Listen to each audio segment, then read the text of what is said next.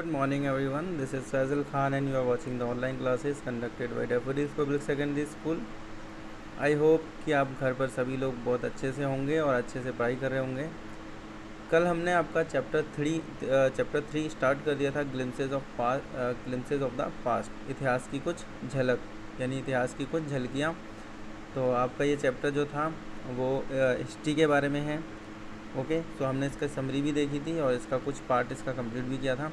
So before you read हमने देख लिया था और द मार्टायर्स वाला पॉइंट जो है वो कंप्लीट हमने पढ़ लिया था। मार्टायर्स में क्या था, एक सॉन्ग था जो लता मंगेशकर जी का सॉन्ग है, उसके बारे में था। उसके बाद में कंपनीज कॉन्क्वेस्ट ये भी हमने देखा था और ये पेज भी अबाउट हमने कंप्लीट कर लिया था। एंड देन ब्रिटिश रूल यानी ब्रिटिशर्स का रूल, ये भी हमने इसको कंप्लीट कर लिया था। ओके, अब राजा राम मोहन राय पे यहाँ पर हमने इसको लीव किया था। ओके, सो राम मोहन रॉय जो था एक व्यक्ति थे जो कि 1772 टू 1833 ये इनकी बर्थ एंड डेथ डेट है। Okay, so Raja Ram Mohan Roy a learned man from Bengal, यानी राजा राम मोहन रॉय जो था एक लर्नड मैन थे, यानी बंगाल के लर्नड मैन मतलब अच्छे पढ़े लिखे आदमी थे। ठीक है, understood what was going with the country, यानी वो समझते थे, जानते थे कि क्या कंट्री के साथ में हो रहा है, यानी क्या घटनाएं चल रही हैं वो समझ रहे थे। And let us not displease our self, यानी वो आपस में बातचीत कर रहे हैं। Let us not despise our self, our ancient culture is great, यानी हमारा जो पुराना कल्चर है वो ग्रेट है, हमें इस तरह से अपने आप को निराश नहीं होने देना चाहिए। And we are capable of greater achievements, यानी हम ग्रेटर अचीवमेंट्स के कैपेबल हैं। कैपेबल मीन्स योग्य हैं, यानी हम इससे भी ज़्यादा अचीवमेंट प्राप्त कर सकते हैं। We must first reform our society, हमको सबसे पहले अपनी सोसाइटी को रिफॉर्म करना पड़ेगा। Suspicions superstitions have been ruining us, यानी जो ये अंग्रेज़ हैं ये हमें किस तरह से हम पर क्या करना चाहते हैं और इनका इरादे क्या हैं वो हमको लोगों को बताने पड़ेंगे। He told his wife Uma, यानी उसने अपनी वाइफ उमा जो है उसको जाके बताया। And cows are of different colours, यानी गायें जो हैं वो डिफरेंट कलर की हैं।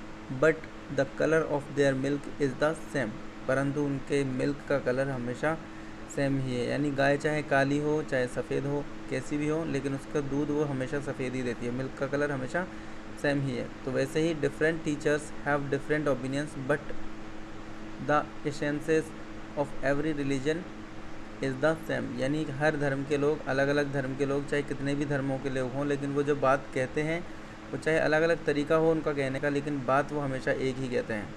ठीक है, तो हर धर्म क्या कहता है, अच्छाई के काम करना और नेकी करना सिखाता है। वैसे ही वो इस तरह से इनमें बातचीत होती है। He was attracted by the science and modern knowledge, यानी जो राजा राम मोहन रॉय था वो अट्रैक्टेड थे किससे, साइंस और नॉलेज से। Knowledge should be practical and scientific, यानी नॉलेज जो होनी चाहिए वो क्या होनी चाहिए, प्रैक्टिकल और साइंटिफिक होनी चाहिए, ये उनका कहना था। He crossed the, next picture में आपको दिखाई देगा, he crossed the seas and went to England, यानी जो राजा राम मोहन राय था वो क्या किया उन्होंने, वो क्रॉस्ड द सीज यानी समुद्रों को पार किया। तो समुद्रों को पार किया मतलब समुद्र के पार गए वो कहाँ पर, England. Went to England to see what made the British powerful, यानी ब्रिटिशर्स को कौन सी चीज़ है जो पावरफुल बनाती है। देयर ही टोल्ड देम, यानी तभी वो उनको बताता है। We accept you as rulers, यानी हम तुम्हें रूलर्स की तरह एक्सेप्ट करते हैं।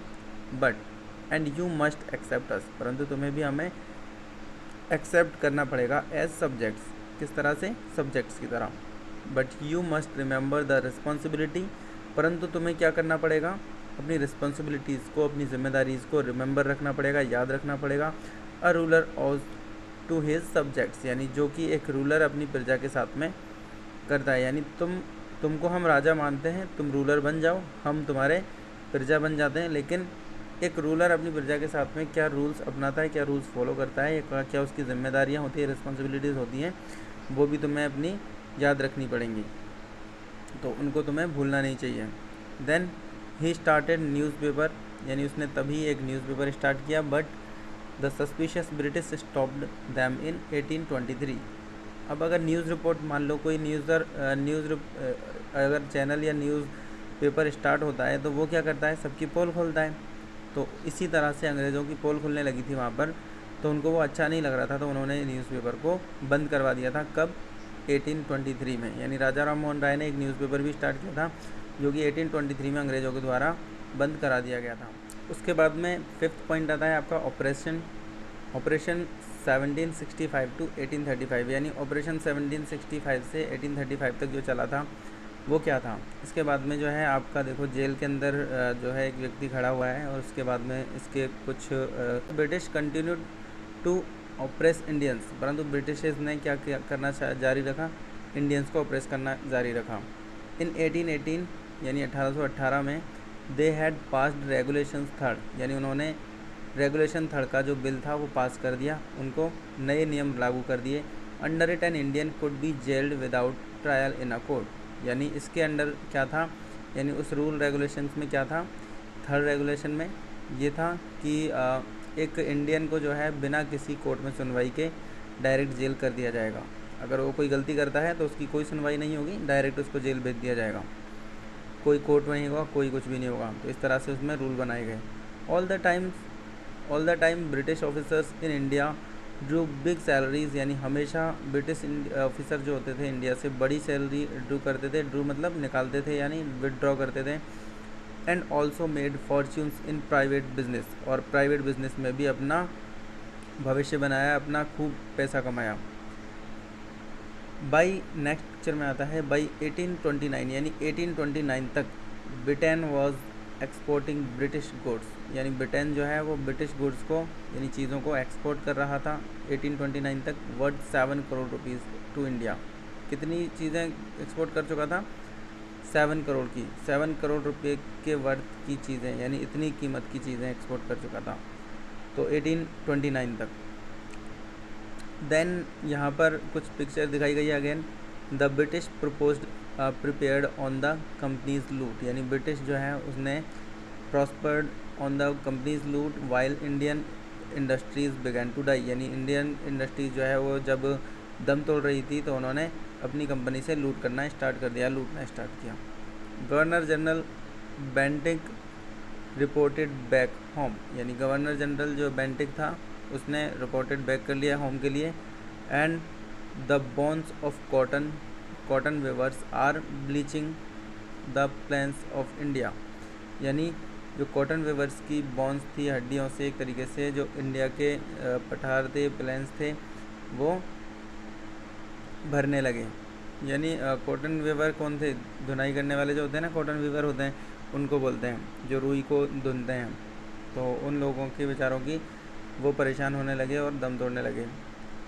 डिससेटिस्फैक्शन हुआ। उसके बाद में 6th पिक्चर में आता है डिससेटिस्फैक्शन, यानी 1835 से 1856 तक यहाँ पर जो है लोग निराश रहे, और उनकी निराशा की वजह से ही आंदोलन उन्होंने किया। तो उसमें क्या होता है,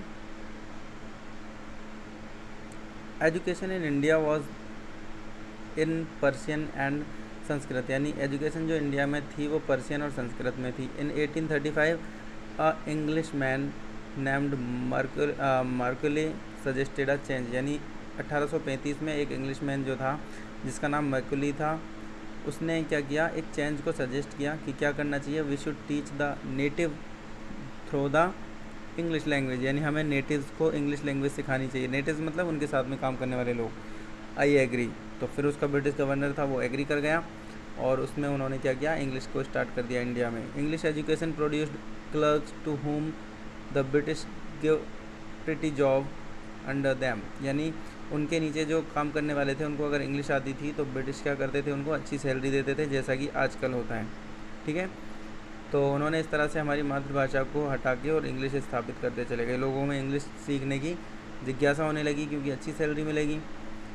incidentally it also produced a new generation of intellectuals, और इसी ने एक नई जनरेशन को इंटेलेक्चुअल्स की जो है प्रोड्यूस किया। We must educate our brothers, यानी यहाँ पर ये लोग बातचीत कर रहे हैं कि हमें अपने भाइयों को भी जो है एजुकेट करना चाहिए। And try to improve their material conditions, यानी उनके मटेरियल कंडीशंस को भी इम्प्रूव करवानी चाहिए।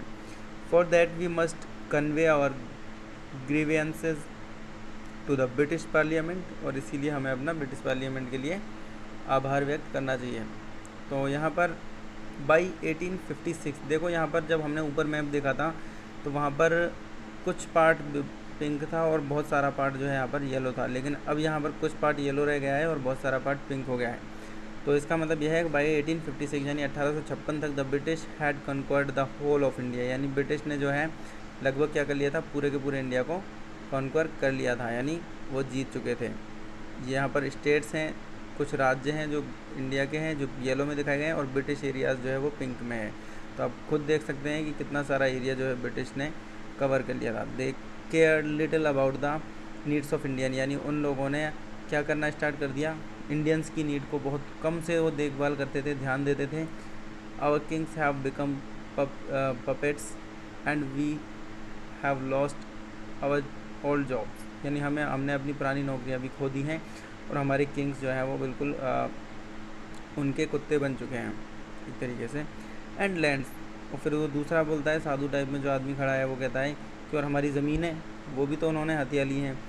दे आर कन्वर्टिंग आवर ब्रदर्स, फिर तीसरा बोलता है कि वो हमारे भाइयों को भी जो है कन्वर्ट कर रहे हैं, यानी उनका धर्म परिवर्तन भी करवा रहे हैं। You only talk do something to drive them out, यानी तुम सिर्फ बोलते हो, बोलने से काम नहीं चलेगा, उनको भगाने के लिए कुछ ना कुछ हमें करना पड़ेगा। तो ये सब चीज़ें यहाँ पर होती हैं, ये पिक्चर्स में दिखाया गया है और यहाँ का वहाँ पे जो घटनाएं घट रही हैं, जो चल रहा है उसको बारे में शो करने की कोशिश की है। तो आई थिंक कि आई होप ये आपको समझ में आ रहा होगा, और नहीं आ रहा है तो इसको थोड़ा सा आप एक बार बुक में भी देख लें। जो पिक्चर्स हैं सारी एक साथ देखेंगे तो शायद अच्छे से समझ पाएंगे, क्योंकि इसमें बहुत छोटे छोटे लेटर्स भी हैं तो ये सही से समझने में थोड़ी सी प्रॉब्लम आ रही होगी आपको। तो इसलिए आप बुक्स में इसको देखें, यहाँ पे मोबाइल में ये पूरा आ नहीं पा रहा है। ओके, सो इसके नोट्स वगैरह जो है यानी इसके क्वेश्चन आंसर जब मैं करवाऊँगा तो उसको तब शायद ये अच्छे से समझ में आ जाएगा चैप्टर। सो इसको ऐसे ही पढ़ते रहें ध्यान से और ध्यान रखें, घर पर रहें। Thank you guys, have a nice day.